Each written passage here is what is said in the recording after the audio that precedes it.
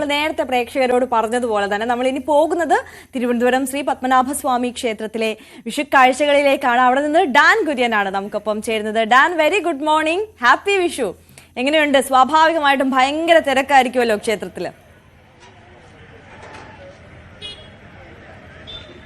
Very good morning, happy Vishu to Sreeja, അതോടൊപ്പം തന്നെ Arya. Okay, അപ്പം വലിയ തിരക്കാണ്. പുലർച്ചെ 3 മണിക്കാണ് ഇവിടെ വിഷുക്കണി ദർശനത്തിന് വേണ്ടി ആദ്യം നട തുറന്നത്.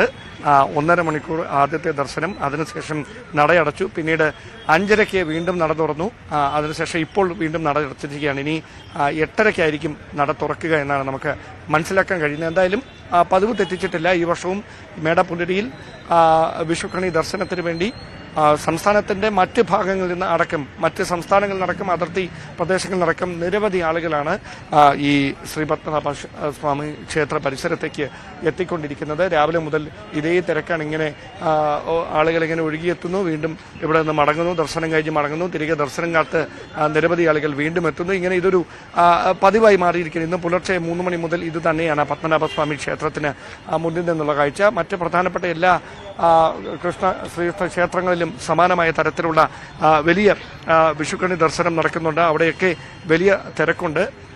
എന്തായാലും തിരുവനന്തപുരത്തിന്റെ ഒരു ഐക്കൺ അല്ലെങ്കിൽ ഒരു പ്രതീകം എന്നൊക്കെ പറയുന്നത് കാലങ്ങളായി നിലനിൽക്കുന്ന ശ്രീ പത്മനാഭസ്വാമി ക്ഷേത്രത്തിലെ വിഷുക്കണി ദർശനവുമായി ബന്ധപ്പെട്ട പൈതൃകമുണ്ട്, അതുമായി ബന്ധപ്പെട്ട ആചാരങ്ങളുണ്ട്. അത് മിഴിവ് ചോരാതെ, പതിവ് തെറ്റാതെ ഇത്തവണയും അങ്ങനെ തന്നെ നടക്കുന്നു എന്നതാണ് എടുത്തു പറയേണ്ടുന്ന കാര്യം. നിരവധി ആളുകളാണ്. പ്രത്യേക വഴി അവർക്ക് ക്രമീകരിച്ചിട്ടുണ്ട്. കാരണം കൂടുതൽ തിരക്കുള്ള ദിവസമാണ്. അതുകൊണ്ട് തന്നെ ഭക്തർക്ക് അസൗകര്യങ്ങൾ ഉണ്ടാകാത്ത തരത്തിലുള്ള സുരക്ഷയ്ക്ക് നടുവിലൂടെ കൂടുതൽ ആളുകൾക്ക് ദർശനം നടത്തുന്നതിന് വേണ്ടിയിട്ടുള്ള ക്രമീകരണങ്ങളാണ് അവിടെ ഒരുക്കിയിരിക്കുന്നത്.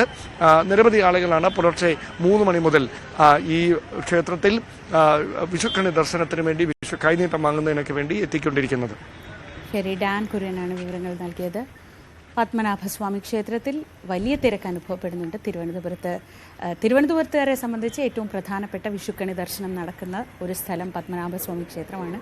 സ്വാഭാവികമായി അവിടെയുള്ള തിരക്കുണ്ട്. അതിനൊപ്പമാണ് ഇന്നത്തെ ദിവസം ഈ വിഷുക്കണി കാണാൻ ഇന്നത്തെ ദിവസം മറ്റ് ജില്ലകളിൽ നിന്നും അതിർത്തിക്കപ്പുറത്ത് നിന്ന് മറ്റ് സംസ്ഥാനങ്ങളിൽ നിന്നുള്ള ആളുകൾ പോലും അവിടേക്ക് എത്തുന്നുണ്ട്. നേരത്തെ ശ്രീജ സൂചിപ്പിച്ചതുപോലെ തന്നെ അവധിക്കാലമായതിന്റെ ഒരു പ്രത്യേകമായ ഒരു തിരക്കും പിന്നെ വിഷുവിന്റെ തിരക്കും കൂടി നല്ല ഒരു ആളുകളുടെ ഒരു വലിയ തിരക്ക് അവിടെ കണി കണ്ട് ഈ വർഷം തുടങ്ങാനാണ് തിരുവനന്തപുരത്തുകാർക്ക് ഏറ്റവും ആഗ്രഹം. നമുക്ക് ആ ദൃശ്യങ്ങളിൽ കാണാം ഈ പൈങ്കുനി ഉത്സവത്തിന്റെ ഭാഗമായിട്ട് സ്ഥാപിച്ചിട്ടുള്ള രൂപം. അതെ, അത് ഈ പൈങ്കുനി ഉത്സവവും വിഷുവൊക്കെ ഒരുമിച്ചാണ്. ശബരിമലയിലും പത്മനാഭസ്വാമി ക്ഷേത്രത്തിലെ പൈങ്കുനി ഉത്സവം വളരെ വലിയ ഒരു ഉത്സവ സമയമാണ്. അപ്പോൾ അതിൻ്റെ തിരക്കുണ്ട്. അങ്ങനെ എല്ലാം കൊണ്ടും വലിയ തിരക്കുള്ള സമയമാണ്. എന്നാലും ആ തിരക്കിനൊക്കെ അപ്പുറത്തും ഇന്നത്തെ ദിവസം എത്ര വലിയ ക്യൂ നിന്നിട്ടായാലും ഒന്ന് കണ്ണ് നിറഞ്ഞ് മനസ്സ് നിറഞ്ഞ് അവിടെ നിന്ന് ഇറങ്ങുക.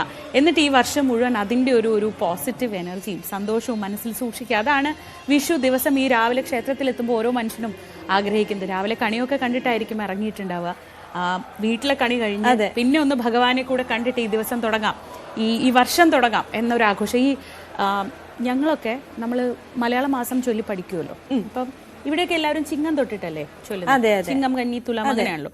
ഞങ്ങളൊക്കെ മേടം തൊട്ടിട്ടാ ചൊല്ലി പഠിച്ചിട്ടുള്ളത്. ശരി, മേടം, ഇടവം, മിഥുനം ഇങ്ങനെയാണ് മലയാള മാസങ്ങൾ ചൊല്ലി പഠിച്ചിട്ടുള്ളത്. അതായത് അത്രത്തോളം വർഷാരംഭം എന്ന് പറയുന്നത് മേടമായിട്ടാണ് കണക്കാക്കുന്നത്. അത് ഈ കാർഷിക സംസ്കാരവുമായിട്ട് കുറച്ചും കൂടി ചേർന്ന് നിൽക്കുന്നോണ്ടായിരിക്കും തോന്നുന്നു അങ്ങനെ. അപ്പൊ ആദ്യം എനിക്ക് അത് ബ്രേക്ക് ചെയ്യാൻ കുറച്ച് പാടായിരുന്നു. ഈ ചിങ്ങം തൊട്ടിട്ട് എണ്ണി തുടങ്ങാൻ ഇച്ചിരി പാടായിരുന്നു. ഇങ്ങനെ ഓരോ വടക്ക് നിന്നുള്ള ഓരോ കഥകൾ കേൾക്കുമ്പോഴും എനിക്ക് ശരിക്കും അത്ഭുതമാണ് കേട്ടോ. വിഷുവുമായിട്ട് ബന്ധപ്പെട്ടിട്ട് ചേച്ചി ഇങ്ങനെ ഓരോ കഥകൾ പറയുമ്പോഴും ഞാൻ ആണോ അതെയോ എന്ന് പറഞ്ഞ ഒരു അത്ഭുതത്തോടെ ഇങ്ങനെ കേട്ട് നിൽക്കുകയായിരുന്നു.